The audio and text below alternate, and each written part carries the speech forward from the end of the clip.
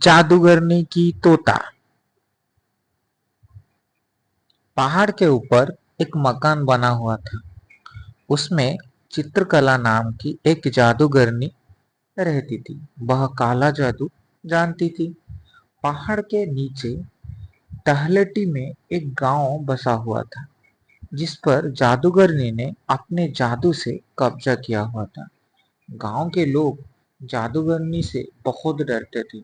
उन्हें पता था कि अगर जादूगरनी के गुस्सा आ गया तो अपने जादू से पूरे गांव को खत्म कर सकती है। इसलिए गांव गांव वाले जादूगरनी के खुश करने के लिए उसके हर बात मानते थे। गांव वाले जितना भी कमाते थे उसका एक बड़ा हिस्सा जादूगरनी को देना पड़ता था।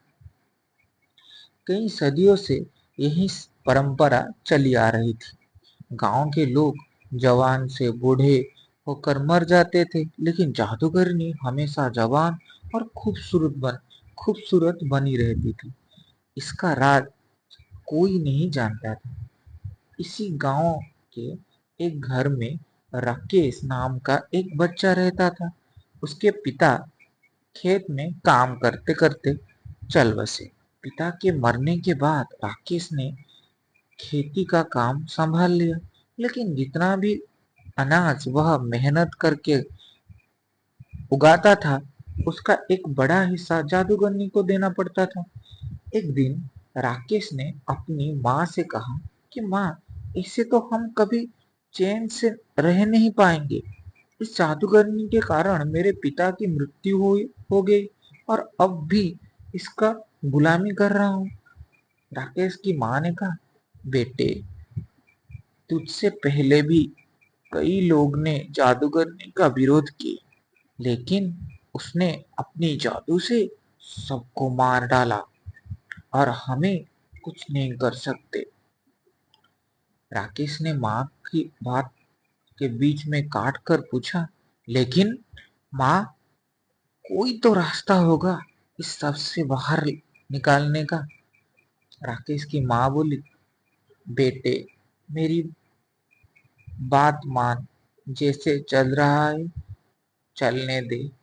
राकेश उस समय तो चुप रहा, लेकिन उसने मन में जादूगरनी से गांव वाले को छुटकारा दिलाने की बात घर कर ली। राकेश अगले दिन से अपने खेत पर काम करने जाने लगा, लेकिन उसका मन काम से ज्यादा जादूगरनी में लगा रहा। दोपहर को राकेश एक पेड़ के नीचे खाने बैठा। वह उसके बराबर के खेत के दीनानंद चाचा भी खाना खा रहे थे। दीनानंद चाचा से राकेश ने अपने मन की बात कही। राकेश की बात सुनकर उन्होंने कहा, बेटे, बात तो तेरी ठीक ही, लेकिन काम बहुत कठिन है। इसमें तेरी जान भी जा सकती है। राकेश बोला, चाचा, अगर गांव वालों को बचाने से मेरी जान भी चली गई तो मुझे खुशी होगी। आप कोई तरीका बताओ। तब दीनानंद चाचा ने कहा, आज से कई साल पहले गांव में एक किसान ने जादूगरनी को मारने की कोशिश की, लेकिन जादूगरनी को पता चल गया। फिर जादूगरनी ने उससे बदला लेने के लिए उसका सब कुछ छीन लिया और वह उससे मारने की तैयारी कर रही थी, लेकिन वह पहली ही गांव छोड़कर भाग गया। तुम उससे मिलो। उसका नाम गोपाल है। वह पास ही एक गांव में रहता है, लेकिन वह किसी से मिलता नहीं। राकेश बोला, लेकिन क्यों चाचा? दीनानंद जी ने कहा, बेटे, उस डर है कि कहीं जादूगरनी ने उसे मारने के लिए ना भेजा हो। राकेश ने सारी बात समझा ली और अगले दिन वह दूसरी गांव चल दिया। वह वही गोपाल के घर पहुंचा। बहुत विश्वास दिलाने के बाद गोपाल ने राकेश से बात की।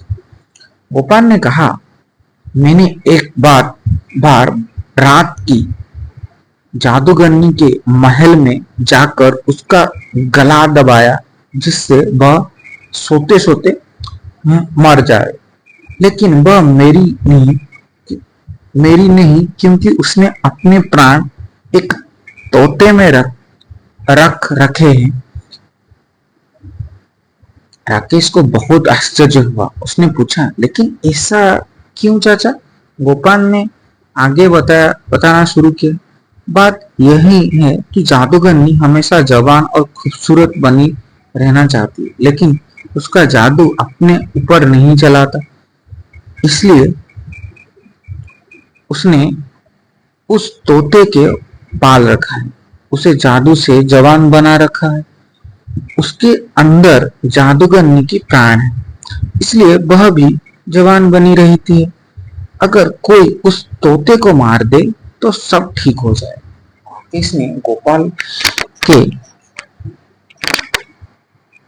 से विदा लेकर अपने गांव वापस आ जाता है। रात होते ही वह चुपचाप जादूगरनी के महल में पहुंच जाता है।